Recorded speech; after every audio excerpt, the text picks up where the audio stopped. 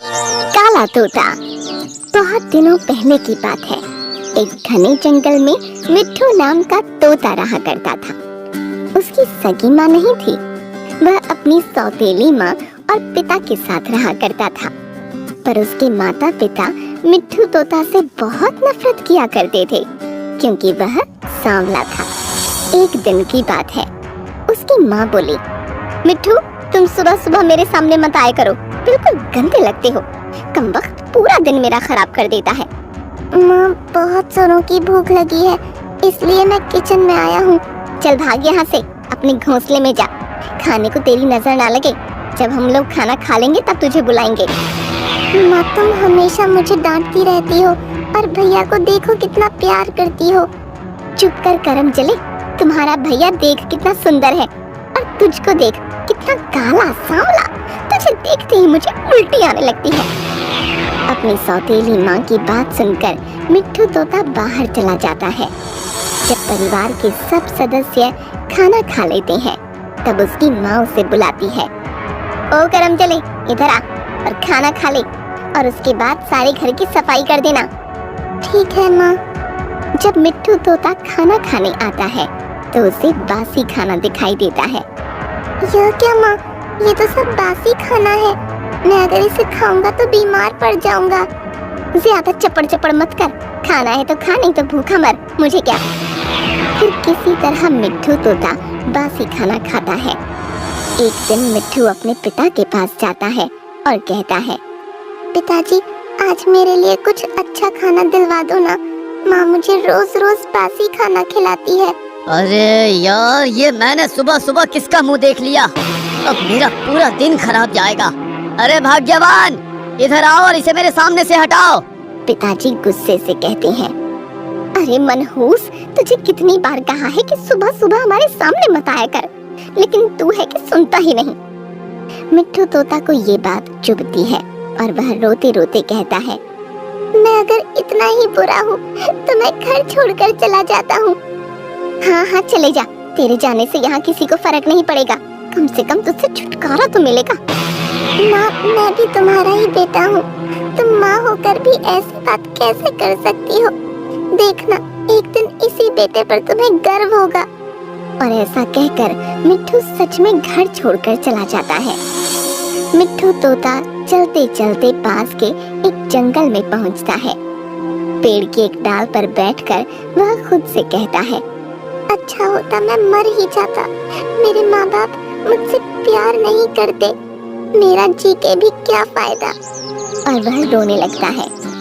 कुछ दिन के बाद मिट्ठू तोता का भाई उड़ते उड़ते इसी जंगल में जाता है, लेकिन वह सुंदर होने के कारण एक शिकारी की नजर में आ जाता है और वह शिकारी उसे पिंजरे में बंद कर लेता है और कुछ देर के लिए और पंछी पकड़ने हेतु एक पेड़ के नीचे बैठ गया और बीड़ी जलाने के लिए माचिस जलाई और आधी अधूरी माचिस वहीं जमीन पर फेंक दी। लेकिन घास सूखी होने के कारण वहां आग लग गई। देखते ही देखते पूरे जंगल में आग फैल गई। शिकारी डर गया और पिंजरे को वहीं छोड़कर भाग गया। जब मिट्ठू तोता ने यह देखा तो बिना किसी डर के वह पिंजरे के पास आ गया और पिंजरे का दरवाजा खोल दिया। उसका भाई आजाद हो गया, पर मिट्ठू तोता के पंख जल गए। कुछ देर के बाद आग शांत हुई, पर मिट्ठू तोता पंख जलने के कारण वहीं लेटा रहा। उसके भाई ने तुरंत उसकी माँ बाप को वहाँ बुला लिया। जब सब बात उनकी समझ में आई तो उन्हें अपने कर्मों पर बहुत पछतावा हुआ। बेटा, मुझे माफ कर दो। मैं न जाने कितने अत्याचार तुम पर करती रही, लेकिन तुमने अपने भाई की जान बचाने के लिए खुद अपनी जान की बाजी लगा दी। तुम्हारे जैसा भाई और बेटा इस दुनिया में कभी नहीं हो सकता। हमें माफ कर दो बेटा। माँ रोते रोते बोली, लेकिन मिट्ठू तोता अब इस दुनिया से जा चुका था, हमेशा हमेशा के लिए। कबूतरी मंजरी आज बड़ी बेसब्री से अपने अंडों को निहार रही थी। उसे नन्हे मुन्ने बच्चों का इंतजार था। एक रंजन तोता भी पास में बैठकर मंजरी की खुशी को परख रहा था। एक अंडा फूट गया और एक सुंदर बच्ची बाहर आ गई। आओ आओ गुड़िया, स्वागत है, बड़ी प्यारी तुम्हारी रंगत है। कुछ देर बाद दूसरा अंडा भी फूटा। तब उसमें से एक दुबला पतला और काले रंग का एक बच्चा बाहर आ गया। मंजरी को भी आश्चर्य हुआ, लेकिन माँ के लिए सब बच्चे प्यारे होते हैं। आओ आओ राजा, तुम्हारा स्वागत है। पहले बहना आई, फिर भाई को लाई। मंजूरी बहन, खुशी की घड़ी आई है, बधाई हो बधाई। दिल से धन्यवाद भाई। इतने में कबूतर गोगा भी आ गया। बच्ची को देखकर तो वह खुश हो गया, लेकिन बच्चे के काले रंग और कमजोरी को देखकर वह मुंह बिचकाने लगा। अरे मंजूरी, ये काला कमजोर बच्चा कहाँ से ले आई? यह क्या कह रहे हो? यह सांवला सलोना हमारा ही बेटा है। खबरदार जो इसके बारे में ऐसी वैसी बात कही। इसका नाम मैंने राजा रखा है। अरे मंजूरी, हम दोनों कैसे हैं और ये कैसा है? मेरे समझ में नहीं आ रहा, ये ऐसा क्यों है? क्या हुआ? जो भी है जैसा भी है, हमारा अपना बेटा है। इसके मुखड़े की बनावट मुझे बहुत अच्छी लगती है। यह बड़ा होकर बांका कबूतर बनेगा। इसकी चोंच भी बड़ी प्यारी है। तुम्हारी सोच बड़ी प्यारी है। माँ की सोच ऐसे ही होती है, उसे अपने बच्चे सबसे ज्यादा प्यारे लगते हैं। मंजरी कबूतरी ने बड़े प्यार से दोनों बच्चों को पालना शुरू कर दिया। दोनों बच्चे कुछ बड़े हो गए थे और आसपास के चिड़िया के बच्चों से घुलना मिलना चाहते थे। दूसरे पक्षी राजा को बड़ी हे दृष्टि से देखने लगे और मजाक उड़ाने लगे। बहना कितनी सुंदर है, भाई पूरा बंदर है। पतलू पहलवान, घर में बैठा करो, बाहर चलोगे गिर जाओगे, धूप में काला जामुन नजर आओगे। मेरे राजा भैया को कुछ मत कहो, वह तुम सबसे अच्छा है। वाह रे राजा भैया, दिखे टूटा दरवाजा और नाम रख दिया राजा। राजा भैया यहाँ से चलो, यहाँ सब हमारी कदर नहीं जानेंगे। अब हम इनके साथ कभी नहीं खेलेंगे। राजा को उनकी बातों से बड़ा दुख हुआ था, लेकिन वह कुछ बोल नहीं पाया था। वह अपनी बहन गुड़िया के साथ वहां से चल पड़ा। वह जानता था कि उसकी बहन उसे बहुत प्यार करती है, इसलिए वह उसकी तरफदारी करती है। राजा जिस पेड़ पर रहता था, उस पेड़ के पक्षी भी उसका मजाक उड़ाते थे। यहाँ तक कि एक दिन एक कौवे ने भी उसका दिल दुखाया। राजा पेड़ पर से उड़ा और कमजोरी के कारण बीच में ही थक गया और लौटकर फिर पेड़ पर आ गया।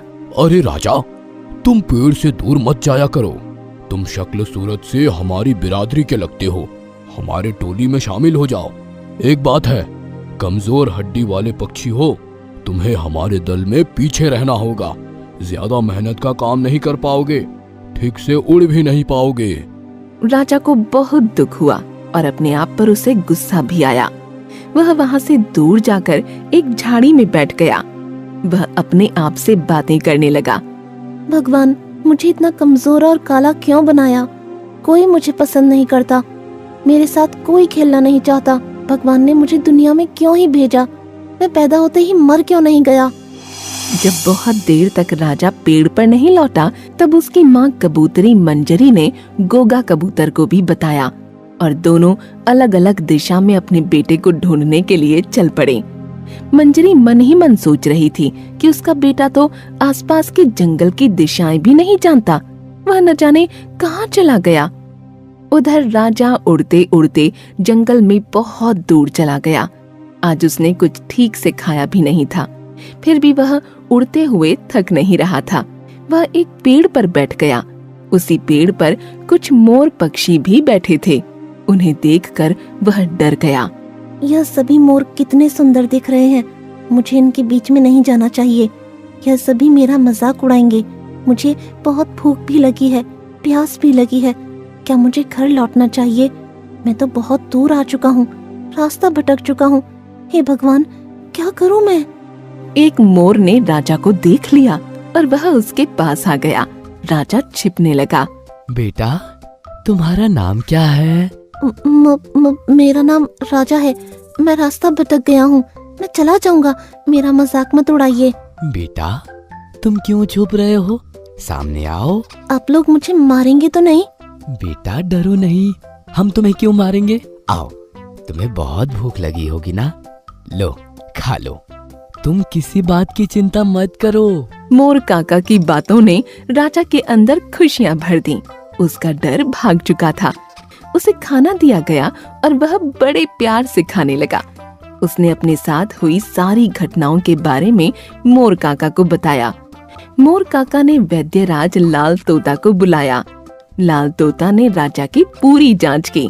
इस बच्चे को जन्म से ही एक बीमारी है, जिसके कारण इसका रंग काला हो गया। उसी बीमारी के कारण ये कमजोर भी है।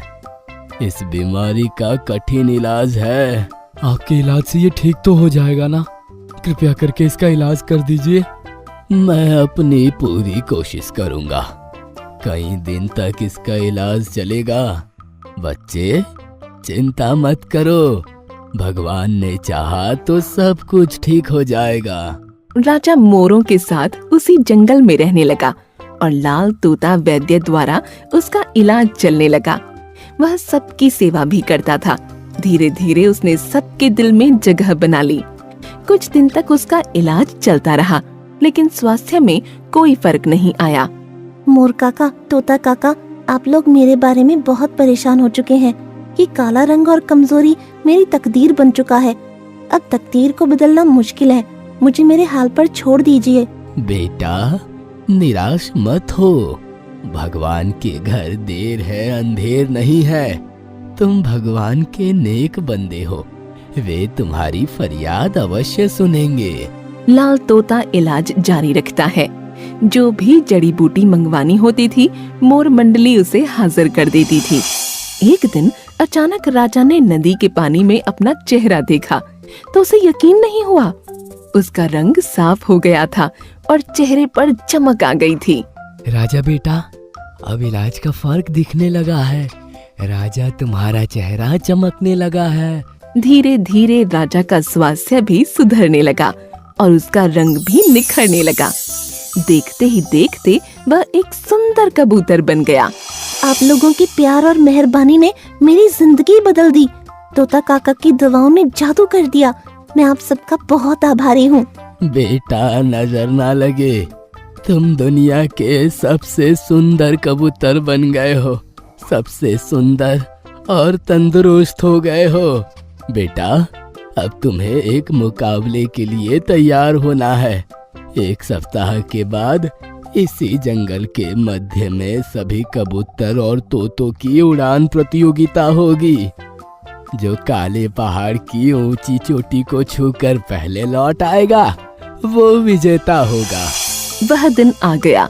कबूतर और तोता के बच्चे, जिन्होंने कभी राजा का मजाक उड़ाया था, वह भी इस प्रतियोगिता में हिस्सा ले रहे थे। राजा के सुंदर व्यक्तित्व के कारण उसको कोई नहीं पहचान पा रहा था। प्रतियोगिता शुरू हो गई और राजा तीर की तरह आगे बढ़ने लगा। वह सबसे आगे उड़ रहा था। इतने में एक बाज कहीं से उड़ता हुआ आ गया और उसने राजा पर हमला कर दिया। राजा भी उससे लड़ गया। राजा की शक्ति के आगे बाज परास्त हो गया और भाग गया। इस बीच बहुत सारे पक्षी उड़ते हुए आगे निकल गए थे। राजा ने फिर से उड़ान भरी और देखते ही देखते वह काली पहाड़ी की चोटी पर पहुंचकर उसे स्पर्श करके लौटने लगा। अब भी उसके आगे कुछ पक्षी उड़ रहे थे। राजा ने अपना पैंतरा बदला और देखते ही देखते सबसे आगे निकलकर विजेता बन गया। मोर काका ने उसका स्वागत किया। इसी बीच राजा ने अपने माँ और पिता को देख लिया। वह दौड़कर उनके पास पहुंच गया। माँ, बाबूजी, आप लोगों ने मुझे पहचाना नहीं। मैं आपका राजा हूँ। राजा की माँ और पिता की आंखों में खुशी के आंसू छनछना पड़े। मेरे बेटा राजा, मेरे पास आजा। माँ मंजरी ने बड़े ही प्यार और ममता के साथ अपने राजा बेटा को अपने पास ले लिया। पिता गोगा कबूतर का स्नेह उमड़ पड़ा था। उसी समय चारों तरफ खुशी की बहार आ गई।